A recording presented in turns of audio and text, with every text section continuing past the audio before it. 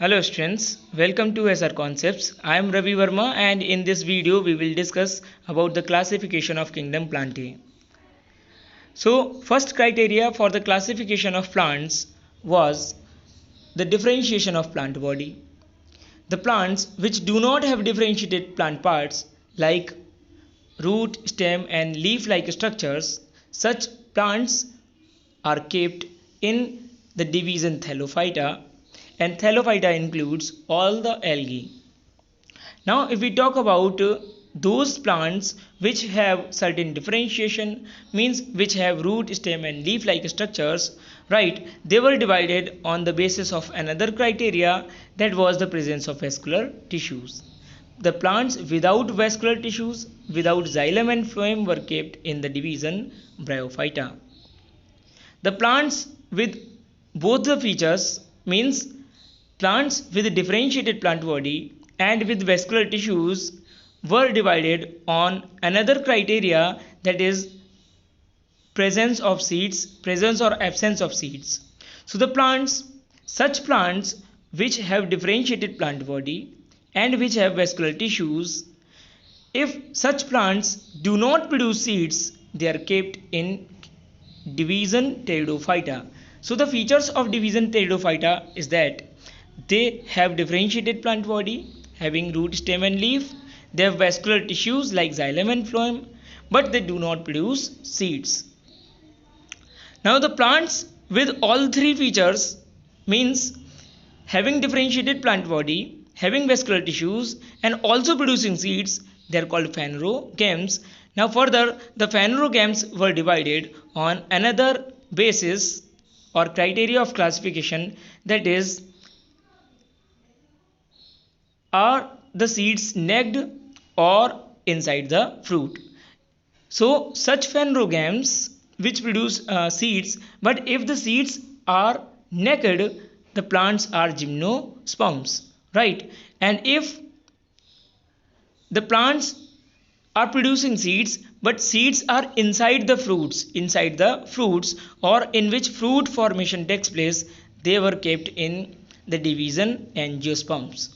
So we can say that the phanerogames, means the plants producing seeds, were divided into two divisions, right? One is gymnosperms having naked seeds. Gymno means naked, sperms means seeds. So the plants having naked seeds are called gymnosperms. The plants having seeds inside the fruits are called angiosperms. The examples of gymnosperms are pinus, right? And the examples of angiosperms are apple, mango and many more, right? So we will be discussing about all these plants.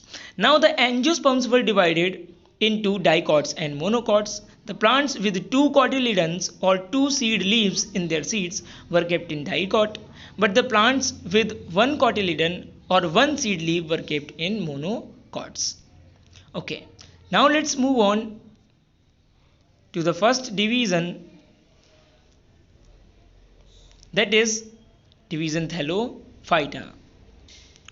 First of all, look at the examples of division Thallophyta. Here you can see the Eulothrix, Cladophora, then Spirogara, Alba and Chara. These all are the examples of Thallophyta, and Thallophyta are also called algae. What are the features of Thallophyta? We know that Thallophyta do not have a well differentiated body, means there is no root, stem and leaf like structure. The plants in this group are commonly called algae, and these plants are predominantly aquatic, means they are mostly found in water or very close to water. These are a few examples. Dear students, the name Thallophyta is because their body is undifferentiated, and such undifferentiated body is called thallus. That's why the name is given Thallophyta. Now let's talk about the division Bryophyta. Dear students, as we know that Bryophyta are those plants which have differentiated plant body, means in which certain root, stem and leaf like structures are found, but in which true vascular bundles, actually specialized vascular tissues are not found. They are called bryophytes. So what are bryophytes? They are called amphibians of plant kingdom, right? Because means they generally live in water as well as on land, but whenever they are growing on land, they are very close to water and they require water for their reproduction also. The plant body is commonly differentiated to form stem, leaf-like structures, stem and leaf-like structures, and there is no specialized tissue for conduction of water and other substances from one part of the plant to another. The examples of mosses, right? Moss and Mercantia. Moss and Mercantia. So there is one more example. Riccia is also given here. So in bryophytes you will see, for example, when you will look at the funaria, you will see that there are certain leaf-like structures, but and there is certain stem-like structure also. There are certain root-like structures also in these plants, right? But you will see, because there are no true vascular bundles, so these root, stem-like and leaf-like structures present in the bryophytes are not actually the true root, stem and leaves, because they do not have real vascular tissues. Okay, so now let's move on to another division of kingdom Plantae, that is division Pteridophyta. Now we know that Pteridophyta actually have differentiated plant body into true root, stem and leaves, right? And they do have specialized tissues for conduction of water. So dear students, if we talk about them, they have true body differentiated into true root, stem and leaves, and they have specialized tissue for conduction of water and other substances from one part of the plant body to another part. However, they do not produce seeds. They do not produce seeds. Some common examples are Marsilia, ferns and horsetails.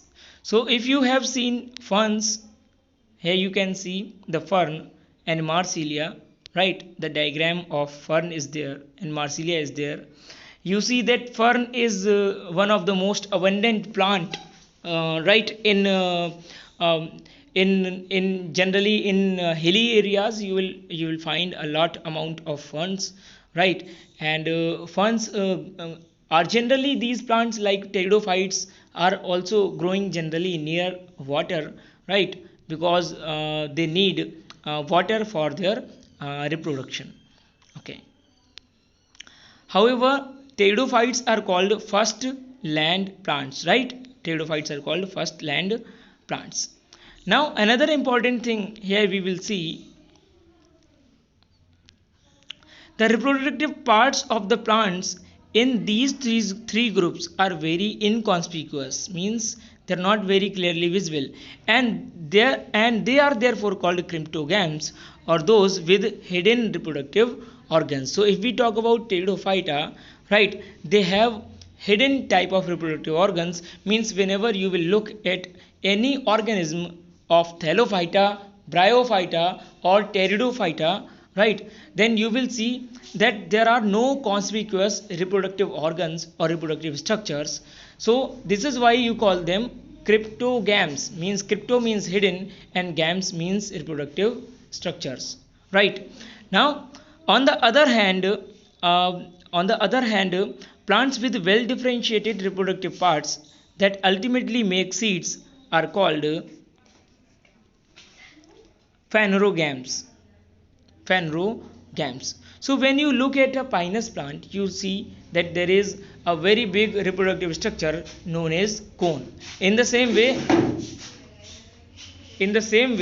you will see, so the cones of a pinus plant, you will see they are the reproductive structures, means they are prominent reproductive structures, means you can, when you will look at the pinus plant, you can tell where is the reproductive organ, right? In the same way, when you will look at a rose plant, right, there also you can see that there is a flower and you can tell this is the reproductive part. So such plants having prominent reproductive parts are called phanerogams, right?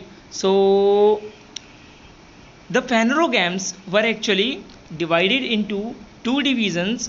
First was the gymnosperms and the second is the angiosperms, right? So let's understand what are the gymnosperms. So gymnosperms, this term is derived from two Greek words. Gymno means naked and sperma means seeds. The plants of this group bear naked seeds and are usually perennial, evergreen and woody. The examples are pines and deodar. So in hilly areas like Ranikhet, Almora, right, you can see the pine forests, right, having pinus and deodar plants. Cycas is one more example of gymnosperms. Okay, now let's understand about angiosperms, right? So angiosperms, this word is made from two Greek words. Angio means covered and sperma means seeds. These are also called flowering plants because they have flowers. The seeds in these plants develop into an ovary which is modified to become fruit. So seeds develop inside the ovary. So you will see that the flower has a pistil, the pistil has a part that is called ovary.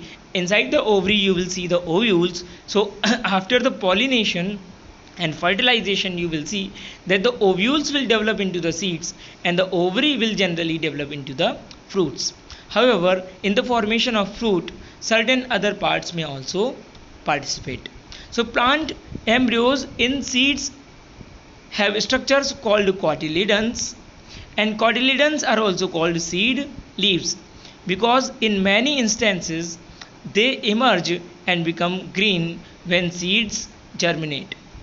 The angiosperms are divided into two groups on the basis of number of cotyledons present in the seeds, right? So plants with seeds having single cotyledon are called monocotyledons and the plants with two cotyledons are called dicot plants.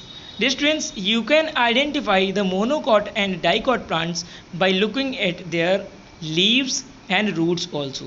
For example, the plants with parallel venation in leaves are monocot and the dicot plants have reticulate venation in their leaves. For example, here you can see this plant, right? So the leaf has reticulate venation, right? The venation like a net or net like venation is called a reticulate venation. So the plants with reticulate venation are dicot plants. In the same way, you can also identify them by looking at their roots. The plants with a tap root system are the dicot plants, and the plants with fibrous roots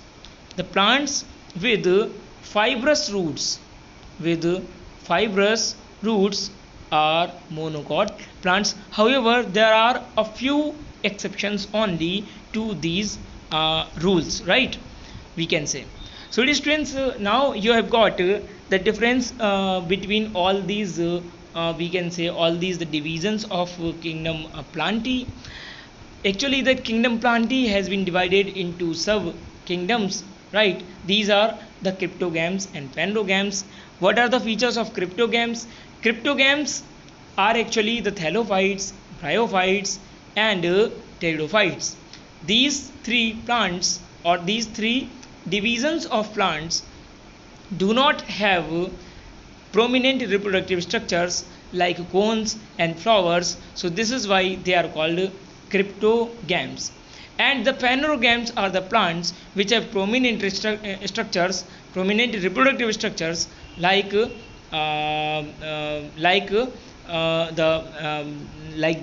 flowers and the cones. Dear students, the cryptogams do not produce seeds, but the phanerogams produce seeds. These were a few differences between the cryptogams and phanerogams, right? So thank you for watching this video, and please note down this outline classification, memorize it well, right? Do your own practice, identify the important features of all the divisions, draw the diagrams of all the examples given here, memorize the examples, right? And prepare for your examinations. Please like the video, subscribe to the channel and share if you really like it. Thank you.